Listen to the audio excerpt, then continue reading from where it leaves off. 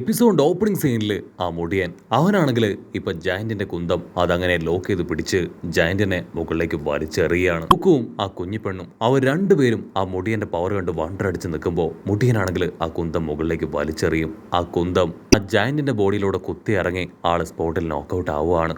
കുഞ്ഞിപ്പെണ്ണാണെങ്കിൽ ഇപ്പോൾ അവളുടെ പപ്പയുടെ അടുത്തേക്ക് ഓടിയെത്തും. ഇവിടെ ഗോകുവിന് അവനെ സഹിക്കില്ല. കാരണം നല്ലൊരു മനുഷ്യനാണ്. അവൻ ആഹാരം കൊടുത്തതും അവനെ കൂടെ നിർത്തിയതും എല്ലാം അദ്ദേഹമാണ്. കുഞ്ഞിപ്പെണ്ണിന് ലൈഫിൽ ആകെ ഉണ്ടായിരുന്നത് അവളുടെ പപ്പയായിരുന്നു.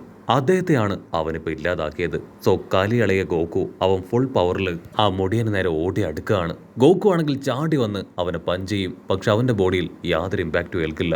ഗോകു തെറിച്ചുപോയി അടിച്ചു വീഴും. ഗോകു ആണെങ്കിൽ അപ്പോഴും തോൽവി സമ്മതിക്കാതെ വീണ്ടും വീണ്ടും അവനെ പുറഞ്ഞ് അടിക്കാനായിട്ട് ശ്രമിക്കും. അവനാണെങ്കിൽ ഗോകുവിന്റെ ഓരോ അറ്റാക്കിൽ നിന്നും എസ്കേപ്പായി അവന്റെ മുടി കറക്കി അവന്റെ ഫേസിൽ ആഞ്ഞടിക്കുകയാണ്. ഗോകു ആണെങ്കിൽ ആ അടി കിട്ടി കറങ്ങിപ്പോയി തെറിച്ചു വീഴും. ഗോകു ആണെങ്കിൽ തോറ്റെടുക്കാൻ തയ്യാറാവാതെ വീണ്ടും വീണ്ടും അയാളുമായിട്ട് ഫൈറ്റ് ചെയ്യാണ്. പക്ഷെ ആളാണെങ്കിൽ ഗോകുവിന്റെ കാൽ ചവിട്ടി പിടിക്കും. വേദന കൊണ്ട് ഗോകു കരയും. അതിനുശേഷം കൈ ചുരുട്ടി ആളെ പഞ്ച് ചെയ്യാനായിട്ട് ശ്രമിക്കും. ആളാണെങ്കിൽ ഗോകുവിന്റെ പഞ്ച് തടയും. അതിനുശേഷം ഗോകുവിനെ അങ്ങനെ വലിച്ചെടുത്ത് ആളുടെ തല കൊണ്ട് ഒരു ഒറ്റ ഇടി. ആ ഒരു ഇടിയിൽ അവൻ ബോധം കെട്ട് അങ്ങനെ താഴേക്ക് വീഴുകയാണ്. ബോധം കെട്ട് പോയ ഗോകുവിനോട് യാതൊരു കാരണവും കാണിക്കാതെ അവനെ കറക്കി കറക്കി ആ പില്ലറിലേക്ക് തന്നെ തൂക്കിയെറിയും. അവൻ ആ പില്ലറിൽ പോയി ഇടിച്ച് താഴേക്ക് വീഴും. ഇവിടെ ആ കുഞ്ഞു പെണ്ണ് ആണെങ്കിൽ എന്ത് ചെയ്യണം അറിയില്ല, ആരോട് ഹെൽപ്പ് ചോദിക്കണം എന്നറിയില്ല. അവളാണെങ്കിൽ പേടിച്ച് ഒച്ചത്തിൽ നിലവിളിക്കും. അടുത്ത നിമിഷം ആ ഒരു മുടിയന് അവനൊരു വമ്പ ട്വിസ്റ്റ് കൊടുത്തുകൊണ്ട് താഴെ വീണ ഗോകു ആണെങ്കിൽ വീണ്ടും എഴുന്നേറ്റ് നിൽക്കുകയാണ്. അവന് ഭയങ്കര അത്ഭുതം. ഓ നോ, സൈസ് വളരെ ചെറുതാണെങ്കിലും ഞാൻ കരുതിയതുപോലെയല്ല, ഇവൻ വളരെ പവർഫുൾ ആണെന്ന് പറയും. ഗോകു ആണെങ്കിൽ ഇപ്പൊ അവന്റെ കാമേ പവർ അതുപയോഗിച്ച് അവനെ ആഞ്ഞടിക്കുകയാണ്. മുടിയനാണെങ്കിൽ റെസിസ്റ്റിംഗ് പവർ അത് ഓണാക്കും. പക്ഷേ എങ്കിലും ആ കാമേ പവർ അത് അവന്റെ ബോഡിയിൽ ഒരു ഇമ്പാക്റ്റ് ക്രിയേറ്റ് ചെയ്ത് അവന്റെ ഡ്രസ്സ് മുഴുവൻ കത്തി കരിയിച്ച് കളയും.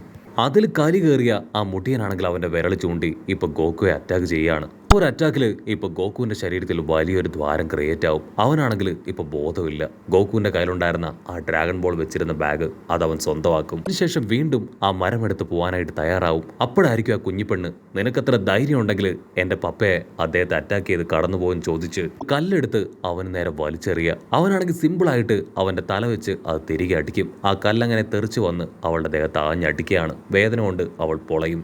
മുടിയനാണെങ്കിൽ വന്നതുപോലെ തന്നെ ആ ഒരു വലിയ മരക്കഷ്ണം അത് ദൂരേക്ക് വലിച്ചെറിഞ്ഞ് അതിന്റെ മുകളിൽ പോയി ലാൻഡ് ചെയ്ത് ഇപ്പൊ ഫ്ലൈ ചെയ്യാനായിട്ട് തുടങ്ങും. ഇവിടെ ആ ജനറൽ ആൾക്കാണെങ്കിൽ വലിയ എക്സ്പെക്ടേഷൻ ഉണ്ട്. തീർച്ചയായിട്ടും ആ മുടിയൻ ഡ്രാഗൺ ബോൾസ് അവിടെ എത്തിക്കുന്നുള്ള ഉറപ്പ് അത് ആൾക്കുണ്ട്. സോ ഡ്രാഗൺ ബോളിന് വേണ്ടി ആളങ്ങനെ വെയിറ്റ് ചെയ്തിരിക്കുകയാണ്. അപ്പോഴായിരിക്കും അസിസ്റ്റന്റ് ആ റഡാറിൽ ഒരു ഡ്രാഗൺ ബോൾ കാണിച്ചു കൊടുക്കുക. കാരണം ഗോകു ഉള്ള ആ സ്ഥലത്ത് തന്നെയാണ് ഒരു ഡ്രാഗൺ ബോൾ അവശേഷിക്കുന്നത്. ബാക്കി 3 ഡ്രാഗൺ ബോളാണ് മുടിയൻ കളക്ട് ചെയ്തിട്ടുള്ളൂ. അത് കണ്ട് ഇപ്പോൾ ജനറൽ ആൾ ഷോക്കാവും. കട്ട് ചെയ്താൽ ഇവിടെ ഒരു ഗ്രാമം കാണിക്കും. അവിടെ എല്ലാവരും ഹായ് ആയിട്ട് വെള്ളമൊക്കെ അടിച്ച് ഹാപ്പി ആയിട്ട് ടൈം സ്പെൻഡ് ചെയ്യാണ്. അടുത്ത നിമിഷം മുടിയനാണെങ്കിൽ അവിടേക്ക് വന്ന് ഇറങ്ങും. അവന്റെ ഡ്രസ്സും കോലവും ഒക്കെ കണ്ട് ഇപ്പൊ എല്ലാവരും അവനെ കളിയാക്കുകയാണ്. ഉടനെ അതിൽ കരിയിളകി അവൻ ടെററായിട്ട് അതിലൊരുത്തനെ നോക്കും. ഞാൻ ആർമിയിലെ ഒരു സോൾജിയറാണ്, എനിക്ക് എത്രയും വേഗം ഇവിടെ അടുത്തുള്ള ടെക്സ്റ്റൈൽ ഷോപ്പ് അത് കാണിച്ചു തരാനായിട്ട് പറയും. അത് കേട്ട് പേടിച്ച് അവരാണെങ്കിൽ ദൂരത്തായിട്ടുള്ള ഒരു ടൈലറിംഗ് കം ടെക്സ്റ്റൈൽ ഷോപ്പ് അത് കാണിച്ചു കൊടുക്കും. അവനാണെങ്കിൽ ഡയറക്റ്റ് ആയിട്ട് അവിടേക്ക് എത്തും. അതിനുശേഷം ആ ഷോപ്പിന്റെ ഓണറിനോട് അവൻ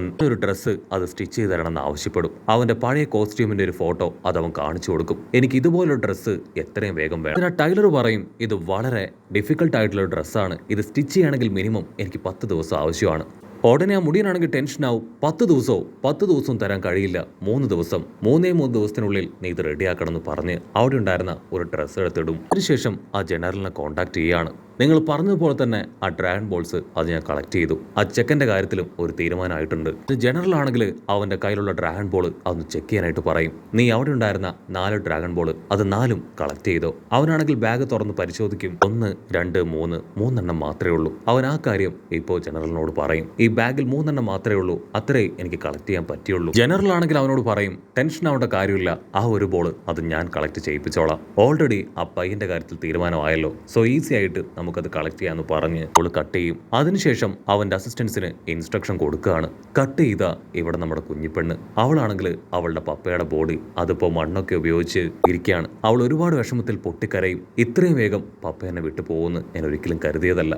എനിക്ക് എനിക്കിനി സ്വന്തമായിട്ട് ആരുമില്ല. പപ്പ പോകുന്ന സമയത്ത് പപ്പയ്ക്ക് ഇപ്പോൾ ഒരു ഫ്രണ്ടിനെ കൂടെ ലഭിച്ചിരിക്കുകയാണ്. ഈ ഗോക്കു അവനും പപ്പയോടൊപ്പം തന്നെ വന്നു. സോ അവന് വേണ്ടിയും ഞാൻ ഫ്യൂണറൽ നടത്തുമെന്ന് പറഞ്ഞ് അവളിപ്പോൾ കുറേ മണ്ണ് ഇപ്പോൾ ഗോകുവിൻ്റെ ദേഹത്തേക്ക് വാരിയിടാനായിട്ട് തുടങ്ങും. അവളാണെങ്കിൽ ഗോകുവിനെ കുഴിച്ചു മൂടാൻ നിൽക്കുന്ന അടുത്ത നിമിഷം ഒരു ഹെലികോപ്റ്റർ അവിടേക്ക് വരികയാണ്. ആ ഹെലികോപ്റ്റർ കാണേണ്ട താമസം അവൾ ഓടിപ്പോയി ഒരു പാറയ്ക്ക് പിന്നിൽ ഒളിച്ചിരിക്കും. ഹെലികോപ്റ്റർ ലാൻഡായി ഇപ്പോൾ അതിൻ്റെ അകത്ത് നിന്ന് ഒരു സോൾജിയർ ആളങ്ങനെ ടെററായിട്ട് കടന്നു വരികയാണ്. അവൻ ദൂരത്തായിട്ട് മരിച്ചു കിടക്കുന്ന ഗോകുവെ കാണും. ഓ നോ, ഈ പയ്യൻ അവൻ ഒരുപാട് ഞങ്ങളെ കഷ്ടപ്പെടുത്തി. പക്ഷെ ഒടുവിൽ അവന്റെ കാറ്റ് ഇത്ര ഈസി ആയി പോകുമെന്ന് ഞാൻ കരുതിയില്ല എന്ന് പറഞ്ഞ് അവൻ ഗോകുവിനെ അടിമുടിയോ നോക്കും. അപ്പൊ അവൻ കാണും ഗോകുവിന്റെ ബോഡിയിൽ ആ ഡ്രാഗൺ ബോൾ. യെസ്, അവൾക്ക് ആ ഡ്രാഗൺ ബോൾ കിട്ടിയെന്ന് പറഞ്ഞ് അവനാണെങ്കിൽ അത് ടച്ച് ചെയ്യാനായിട്ട് ശ്രമിക്കും. അടുത്ത നിമിഷം എല്ലാവരും ഞെട്ടിച്ചുകൊണ്ട് ഗോകു അവന്റെ കയ്യിൽ കയറി പിടിക്കുകയാണ്. ഗോകു പതിയെ തലയുയർത്തി അവനോട് ചോദിക്കും, നിനക്ക് എന്താ വേണ്ടത്? അത് കേട്ട് അവൻ ഞെട്ടുകയാണ്. അവനാണെങ്കിൽ ഷോക്കായിട്ട് പുറകിലേക്ക് ഓടും. അതിനുശേഷം അവന്റെ ഹെലികോപ്റ്ററിലേക്ക് കയറുകയാണ്. ഇവിടെയാണെങ്കിൽ ആ കുഞ്ഞിപ്പെണ്ണിന് ഭയങ്കര സന്തോഷം. കാരണം ഗോകു അവൾ കരുതിയതുപോലെ അവളെ വിട്ടു പോയിട്ടില്ല. ഗോകു, നീ ഇപ്പോഴും കൂടെ ഉണ്ടോ? എനിക്ക് നിന്നെങ്കിലും തിരികെ കിട്ടിയല്ലോ എന്ന് പറഞ്ഞ് അവൾ സന്തോഷിച്ച് നിൽക്കും. അടുത്ത നിമിഷം ആ സോൾജിയർ അവൻ അവിടേക്ക് വന്ന് അവർ രണ്ടുപേരെയും അറഞ്ച് പുറഞ്ഞ് ഷൂട്ട് ചെയ്യുകയാണ്. ഗോകു ആണെങ്കിൽ അവളെ കവർ ചെയ്ത് പിടിച്ച് അങ്ങനെ കുനിഞ്ഞു നിൽക്കുകയാണ്. അവന്റെ അറ്റാക്കിൽ നിന്നെല്ലാം തന്നെ ഗോകു രക്ഷപ്പെടും. അവനാണെങ്കിൽ ഗോകുവിന് ഒരു പോറിന് പോലും പറ്റാത്തത് കണ്ട് അങ്ങനെ വണ്ടർ അടിക്കുകയാണ്. അടുത്ത നിമിഷം ഗോകു അവന് നേരെ വരും. അവനാണെങ്കിൽ ഉഷാറായിട്ട് ഓടി ആ ഹെലികോപ്റ്ററിൽ കയറി അത് മുകളിലേക്ക് ഉയർത്തി ഫ്ലൈ ചെയ്യുകയാണ്. അതിനുശേഷം അവിടെ നടന്ന കാര്യങ്ങൾ അവൻ ഹെഡ്ക്വാർട്ടേഴ്സ് റിപ്പോർട്ട് ചെയ്യാൻ ശ്രമിക്കും. അടുത്ത നിമിഷം ഗോകു അവന്റെ തൊട്ടടുത്തെത്തി കഴിഞ്ഞു. ഗോകു അവന്റെ സ്റ്റിക്ക് അത് അങ്ങനെ നീട്ടി ആ ഹെലികോപ്റ്റർ തകർത്ത് കളയും. ഓപ്പോസിറ്റ് ഉള്ളവർ അവനോട് കോൺടാക്ട് ചെയ്യാൻ ശ്രമിക്കും. പക്ഷെ അത് കൊളാപ്സ് ആയെന്നുള്ള വിവരം അവർക്ക് ലഭിക്കും. ജനറലിനാണെങ്കിൽ ആളുടെ ടെൻഷൻ കൂടും. ഓ നോ, ആ പയ്യൻ അവൻ മരിച്ചിട്ടില്ലേ? ഇതെങ്ങനെ സംഭവിച്ചു ചിന്തിച്ച് അവർ കൺഫ്യൂസ്ഡ് ആവും. അതേസമയം ഗോകു അവനാണെങ്കിൽ തിരികെ എത്തി ഇപ്പൊ ആ കുഞ്ഞിപ്പെണ്ണിനെ അവളെ ആശ്വസിപ്പിക്കുകയാണ്. എനിക്ക് നിന്റെ പപ്പയെ രക്ഷിക്കാൻ കഴിഞ്ഞില്ല, ഐ എം സോറി. അതിനവൾ പറയും, ഇത് നിന്റെ മിസ്റ്റേക്ക് അല്ല, ഞാനെങ്കിലും ഇപ്പൊ ജീവനോട് കൂടെ ബാക്കിയുള്ളത് നിന്റെ കാരുണ്യം കൊണ്ടാണെന്ന് പറഞ്ഞ് അവളാണെങ്കിൽ തേങ്ങി കരയാണ്. ഗോകു ആണെങ്കിൽ ഒരു സെക്കൻഡ് അവന്റെ ഗ്രാൻഡ് പേയുടെ ആ ഒരു ഡ്രാഗൺ ബോളിലേക്ക് നോക്കും. അതിനുശേഷം ആ ഒരു ജയന്റ് മാനുമായിട്ട് സ്പെൻഡ് ചെയ്ത ഓരോരോ മൊമെന്റ്സ് അത് ആലോചിക്കുകയാണ്.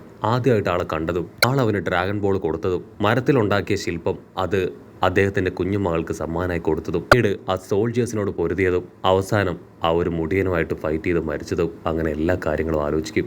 അവനാണെങ്കിൽ ഡ്രാഗൺ ബോളിലേക്ക് തന്നെ നോക്കി നിന്ന് ഇപ്പൊ അവന് ഒരു ബുദ്ധി വെളിച്ചം ഉണ്ടാവുകയാണ്.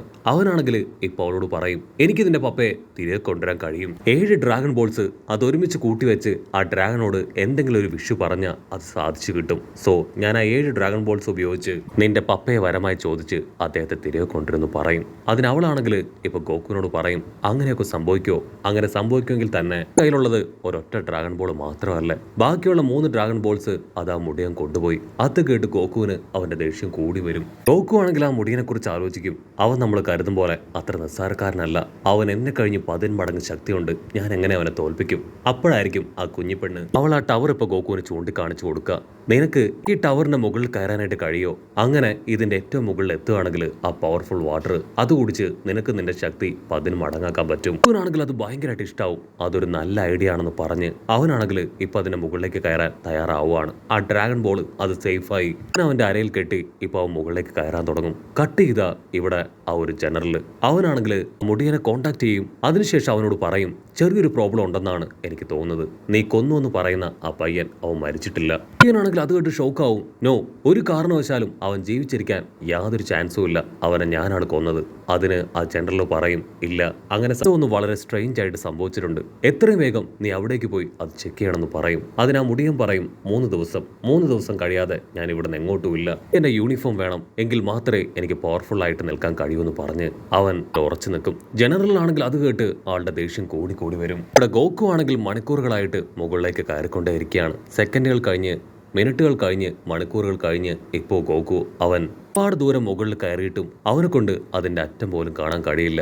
ഓനോ, എനിക്ക് നന്നായിട്ട് വിശക്കുന്നുണ്ടെന്ന് പറഞ്ഞ് അവൻ മുകളിലേക്ക് കയറാൻ ശ്രമിക്കും. അടുത്ത നിമിഷം അവന്റെ കാല് വഴുതുകയാണ്. എന്റെ വാലാണെങ്കിൽ അവിടെ ഉടക്കിയത് കൊണ്ട് തന്നെ ഗോകു താഴേക്ക് വീഴില്ല. അവൻ വീണ്ടും ഒറ്റപ്പെട്ട് ബുദ്ധിമുട്ടി മുകളിലേക്ക് കയറുകയാണ്. ഇവിടെ ആ ജനറലിനാണെങ്കിൽ ഓരോ സമയം കഴിയും തോറും ടെൻഷൻ കൂടി വരും. ആ മുടിയൻ അവൻ 3 ദിവസം കഴിയാനായി കാത്തിരിക്കും. ഗോകുവാണെങ്കിൽ ഇപ്പൊ അതിൽ കയറാൻ തുടങ്ങിയിട്ട് 1 ദിവസം പിന്നിട്ടിരിക്കുകയാണ്. അവൻ ഒരു സെക്കൻഡ് ഇപ്പൊ കുഞ്ഞിപ്പടിനെ ആലോചിക്കും. അതിനുശേഷം ആ മുടിയനെ എന്നെ കൊണ്ട് ഇത് പറ്റൂന്ന് പറഞ്ഞ് അവൻ കൂടുതൽ വാശിയിൽ മുകളിലേക്ക് കയറുന്നതോടു കൂടെ ഈ ഒരു എപ്പിസോഡും അവസാനിക്കുന്നു.